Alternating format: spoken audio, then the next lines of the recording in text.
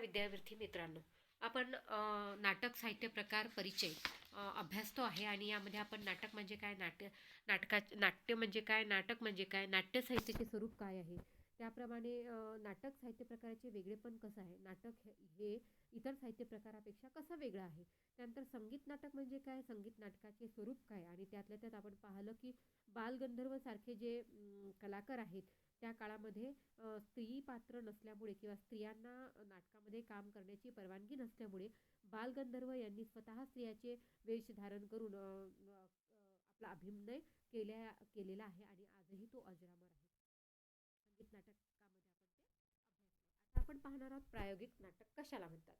जागतिकीकरणाच्या रेट्यात काळ बदलला. जागतिकीकरण जसं जसं वाढत गेलं तर अर्थातच काळही बदलत गेला. प्रसार माध्यमाचा पगडा वाढला, म्हणजे प्रसार माध्यमाची संख्याही वाढली. फुरसतीचा वेळ कमी झाला. करमणुकीचे अनेक पर्याय उपलब्ध झाले. लोकांकडे वेळ कमी राहायला लागला. फुरसतीचा म्हणजे रिकामा वेळ कमी राहायला लागला आणि अर्थातच करमणुकीचे साधनही वाढले. करमणुकीचे अनेक पर्याय उपलब्ध झाले. आर्थिकदृष्ट्या या नाटकांचे प्रयोग करणे तुलनेने खर्चिक झाले. नाटकाचे प्रयोग करण्यासाठी आर्थिकदृष्ट्या त्याचा विचार केला तर मग त्यासाठी भरपूर खर्च यायला लागला. शिवाय वेगवेगळ्या प्रकारचे करमणुकीचे साधनंसुद्धा पर्यायसुद्धा उपलब्ध झालेले होते. त्याचे तिकिटाचे दरही सर्वसामान्य लोकांना परवडेनासे झाले. म्हणजे नाटकाचे जे तिकीट दर होते तेही सर्वसामान्य लोकांना परवडत नव्हते.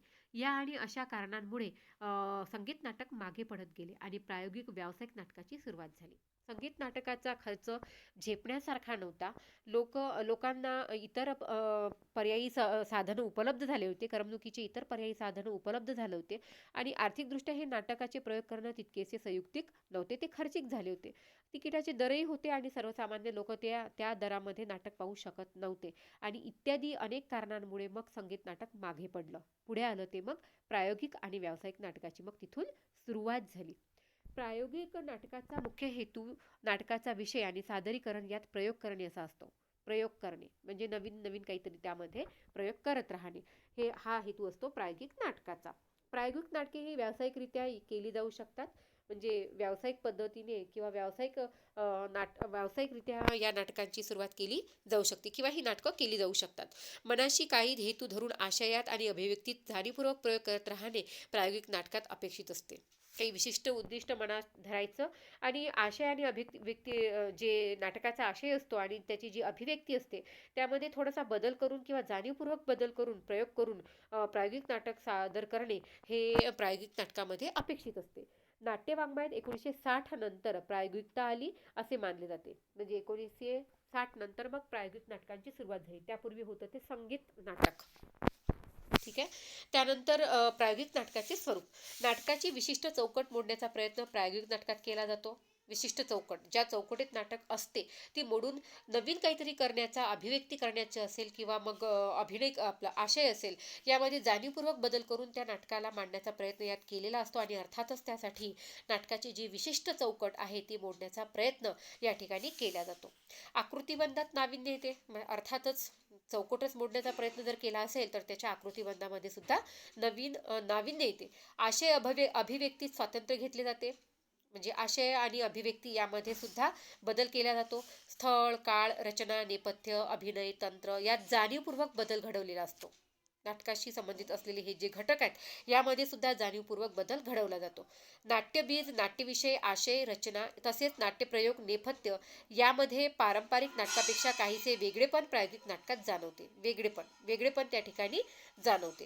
प्रायोगिक नाटकात प्रतिकात्मकता, अपरिचित सूचकता यांचा खुबीने वापर केलेला आढळून येतो. प्रतिकात्मकता म्हणजे प्रतीक त्या ठिकाणी वापरलं जातं. प्रत्यक्ष गोष्टीचं वर्णन न करता प्रतिकात्मकता त्या ठिकाणी वापरली जाते आणि अपरिचित सूचकता जी असते त्याचा खुबीने म्हणजे कौशल्याने त्या ठिकाणी वापर केला जातो. भाषिक प्रयोग केले जातात. घटना सहज आणि नैसर्गिक राखण्याचा प्रयत्न केला जातो.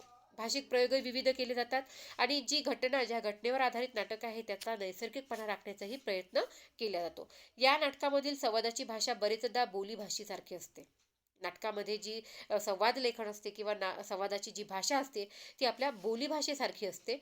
प्रायोगिक नाटकात आशयानुरूप येणाऱ्या प्रसंगावर भर दिला जातो. आशयानुसार येणाऱ्या प्रसंग, आशय जसा असेल नाटकाचा त्याच्या अनुषंगाने जे प्रसंग असतील त्यानुसार मग त्यामध्ये त्यावर भर दिला जातो. प्रायोगिक नाटकात आपल्याला वाटणारे आपल्या पद्धतीने मांडायचे धाडस असते. हे याचं वैशिष्ट्य.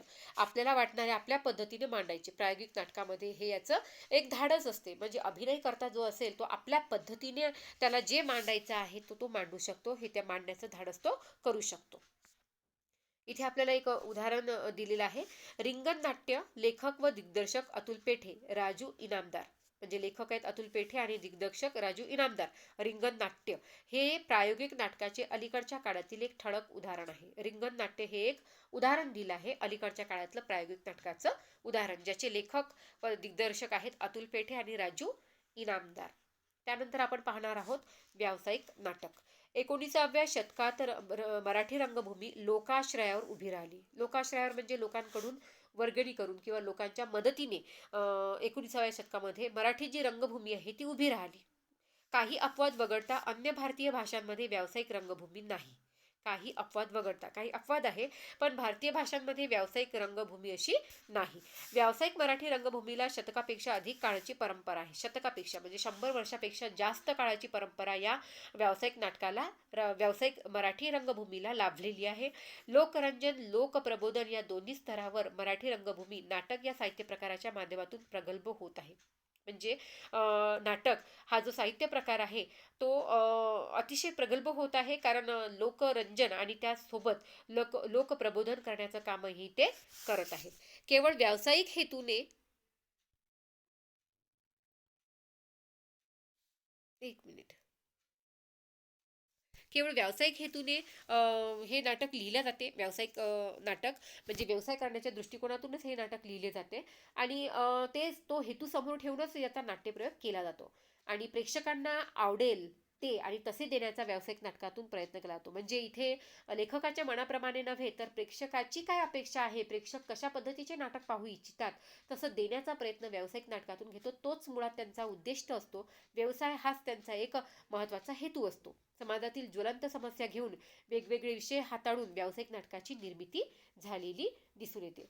मात्र समाजामध्ये ज्या ज्वलंत समस्या आहेत, जे प्रश्न आहेत ते मांडण्याचं काम व्यावसायिक नाटकामध्येही केल्या जाते. आता या नाटकाचे स्वरूप पाहूया आणि वैशिष्ट्य.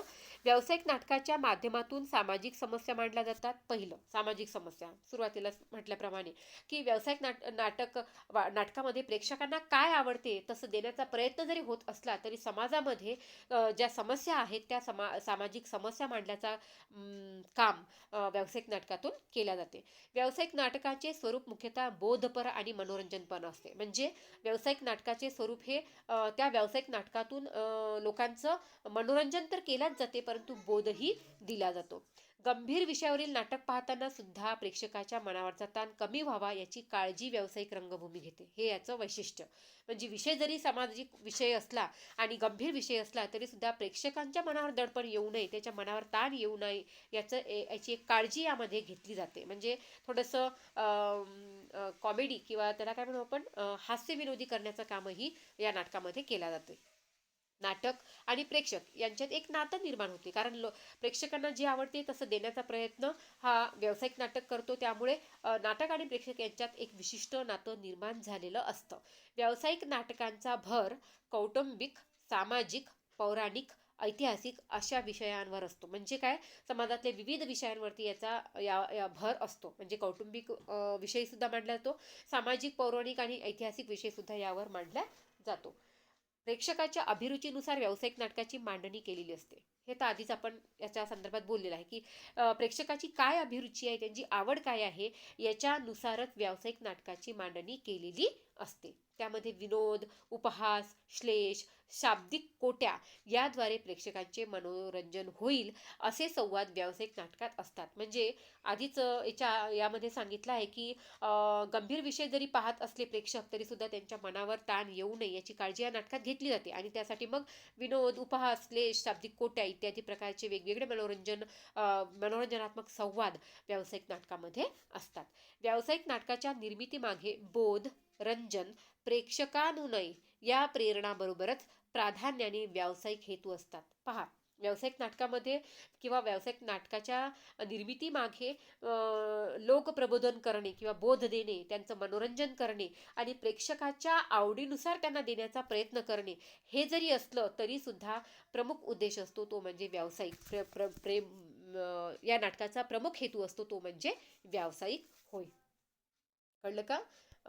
आपण याच्या आधी पान नंबर 65 वरती तुम्हाला नाटकाची नावं दिलेली आहेत. ठीक आहे, तुम्हाला ती वाचायची आहेत, व्यावसायिक नाटकं.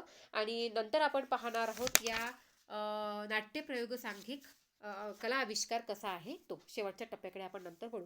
तुम्हाला मात्र हे पान नंबर 65 वरचं वाचायचं आहे. जसं ऑल दी बेस्ट हे जे देवेंद्र पेम यांचं नाटक आहे, गंभीर विषयाची मांडणी त्यांनी अगदी विनोदी पद्धतीने केलं आणि त्यामुळे व्यावसायिकदृष्ट्या हे नाटक फार यशस्वी ठरलं. खूप जास्त धंदा या नाटकाने केला, व्यावसायिकदृष्ट्या ते म्हणूनच यशस्वी ठरलं. अशा नाटकांची नावं खाली दिलेली आहेत, ते तुम्ही एकदा वाचा. ठीक आहे, इथे आपण थांबू.